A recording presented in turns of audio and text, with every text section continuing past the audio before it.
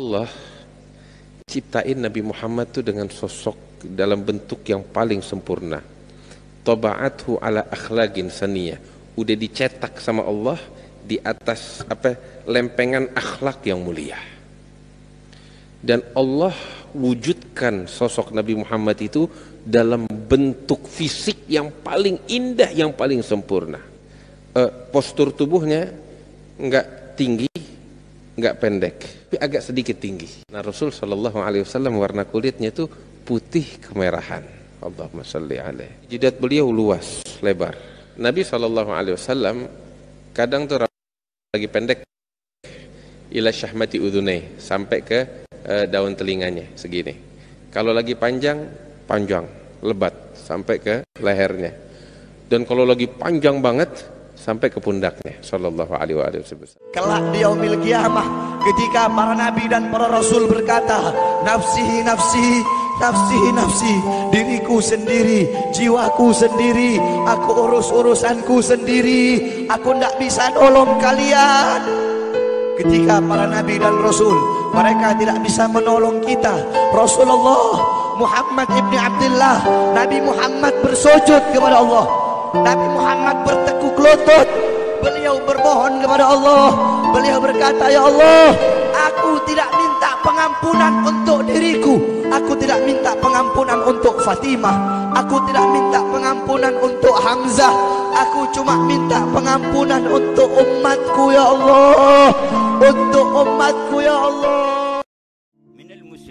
Minal muslimin mukhalafat khairul bariyat wa mahwu sunana ila sunanid dhalin wad dhalat wa ja'ahum fayruz corona wa taraku al mahafil wa taraku al tabarruj wa taraku hadha li ajli fayruz fala tatrukunahu li ajli al fayruz abitum bitarka min ajli fayruz حقير صغير لا بيده حياتكم ولا موتكم عزة الجبار لن يقتل لن يقدر أن يوجع أحدا ولا يضر ولا يمس فضلا عن يقتل إلا بقدرة منشئ هذا الإنسان ومنشئ هذا الفيروس إلا بإرادته جل جلاله وتعالى فعل وما كان لنفسنا أن تموت إلا بإذن الله كتابا مؤجلا. Adabnya sholat, contohnya nih kayak sholat berjamaah, makmum itu jangan bergerak sebelum gerakan imam sempurna. Itu contoh adab. Makmum yang barengin imam itu namanya makmum galil adab. Makmum galil adab. Apalagi ngeduruin imam, diancam tuh Nabi, nanti mukanya dirubah sama Allah seperti muka keledai. Ada hadis. Ya, jangan kata ngeduruin, ngebarengin aja songong makmum.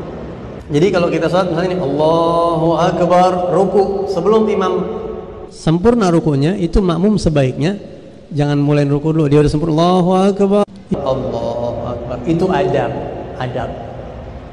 Ya. Sami'allahu liman hamidah, sami'allahu liman, gitu.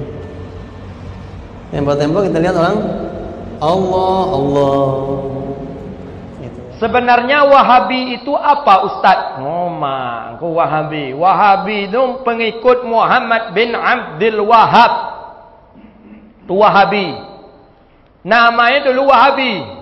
Wahabi ini nama pendirinya, muasisnya Muhammad bin Abdul Wahab.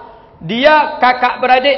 Nama kakaknya namanya Sulaiman bin Abdul Wahab. Yang dia ini namanya Muhammad. Jadi Muhammad satu, Sulaiman satu. Ayahnya namanya Abdul Wahab.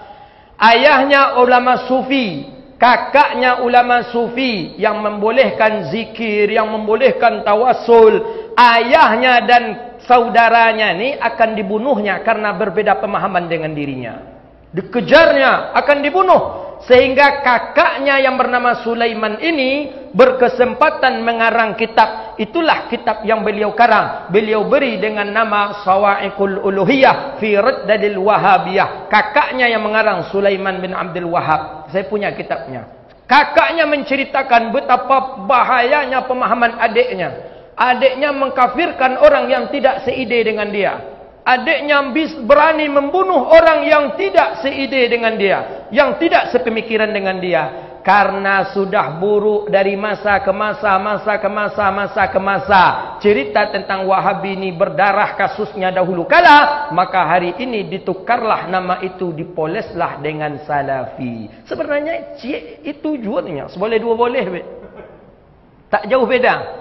Salafi diangkat pula lah seorang ulama jadi tokoh yang diagungkan di Salafi. Itulah beliau bernama Syekh Nasiruddin Albani. Oh, Salafi mengikut kepada salafun saleh. Orang-orang awam yang tak tahu, oh ni yang benar ni salafun saleh. Padahal di dalamnya adalah aliran dan pemahaman Wahabi. Panjang cerita tentang Wahabi kau.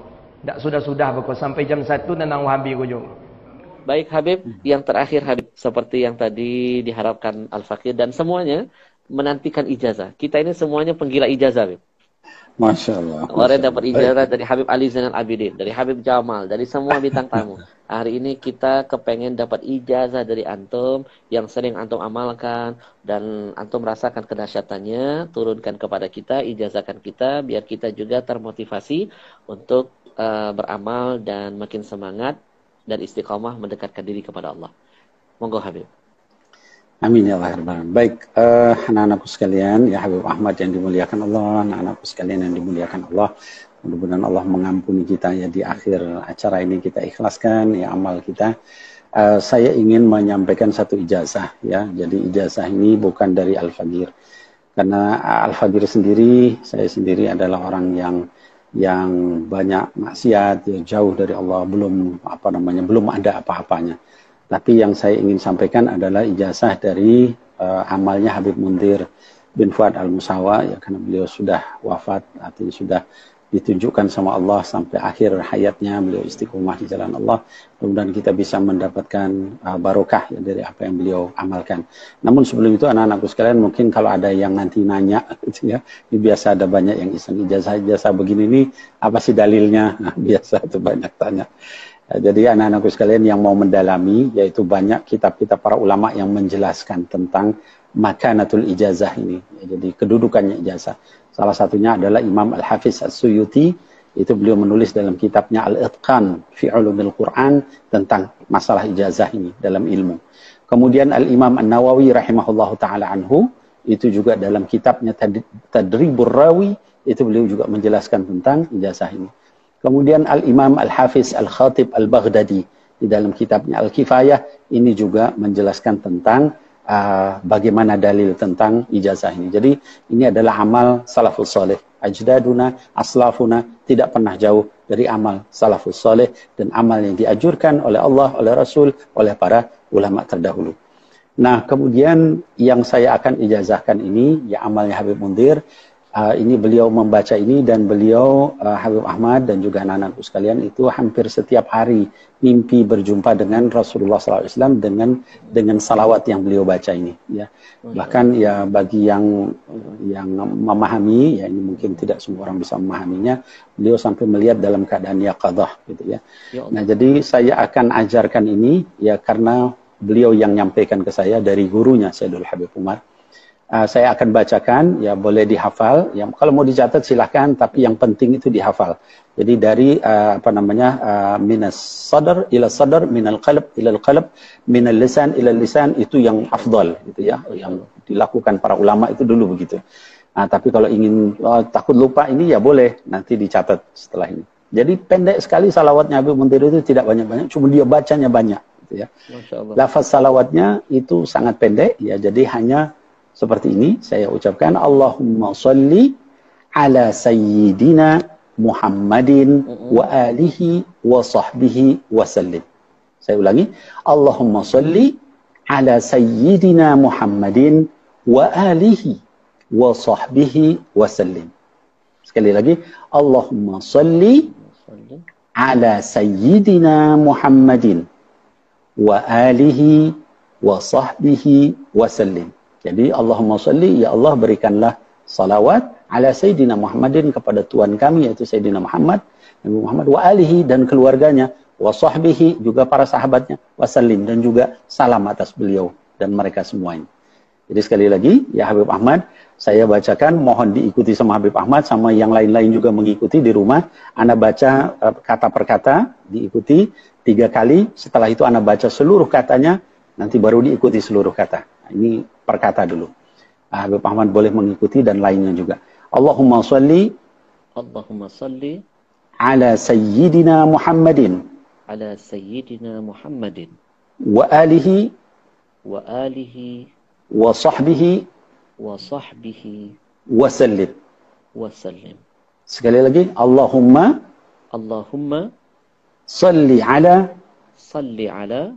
Sayyidina Muhammadin wa alihi wa sahbihi wa sallim. Sekali lagi, Allahumma salli ala Sayyidina Muhammadin wa alihi wa sahbihi wa sallim. Nah, kalau enggak begitu ini boleh dicatat, enggak apa-apa. Jadi insya Allah hafal Habib Ahmad ya. Masya Allah Habib. Ya, bagi yang belum hafal nanti mau dicatat silakan ya. Tapi ini saya ijazahkan dulu ya supaya kena akadnya. Baru wa ma ba'daha nanti mau dicatat, mau diinikan silakan. Jadi saya ijazahkan, nanti mohon dijawab dengan qabilna atau qabiltu al-ijazah.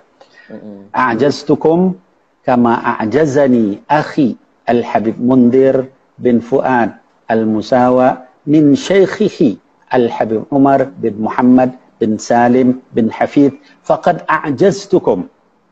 Jawab qabilna al-ijazah atau qabiltul ijazah. Qabilna ijazah. Ya teman-teman jawab qabiltu ijazah.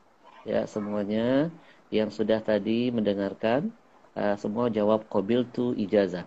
Ya dan seterusnya kita bisa mengamalkan dan insya Allah bisa juga ya Beb untuk menyebarkan ya Beb, mengajarkan boleh kepada yang lain insya Allah.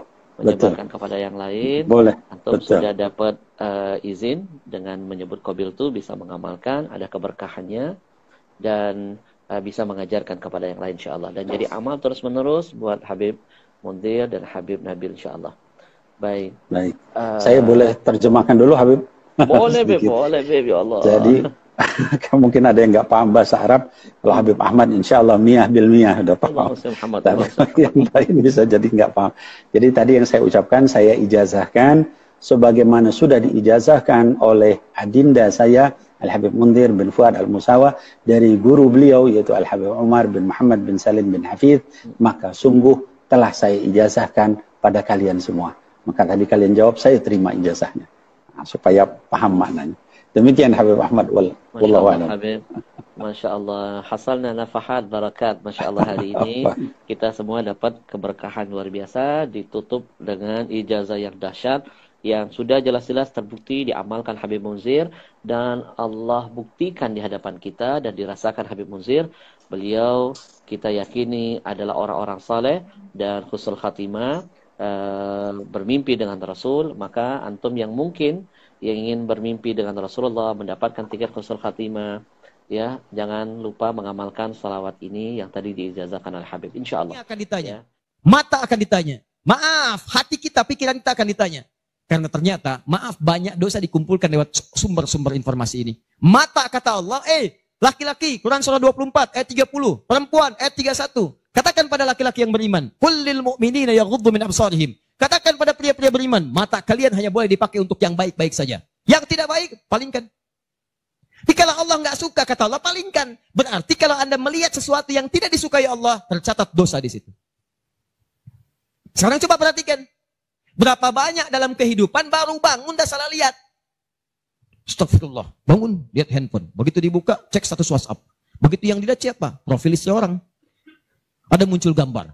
Gambar iklan, gambar-gambar yang buruk, konten yang tidak bagus. Berapa kali antum melihat status di media sosial dengan gambar-gambar yang tidak baik? Hari ini aja udah berapa kali tuh? Itu baru mata. Itu baru mata. Dan yang paling celaka gambar itu kadang-kadang antum simpan di handphone, dimasukkan ke saku, dibawa sholat. Coba ketika antum sholat tuh, bawa handphone antum, terkumpul berapa banyak yang kotor di situ? Gambar-gambar yang tidak bagus, konten yang buruk dimasukin. Saat yang bersamaan, enak aja antum minta kepada Allah. Rabbi gfirli, warhamni, wajiburni, warfa'ni. At-tahiyyah wassalam ansharu wahlal kalam zainudin yahtiram amma habba wabtisam ansharu bainil anam hadahu dinas salam.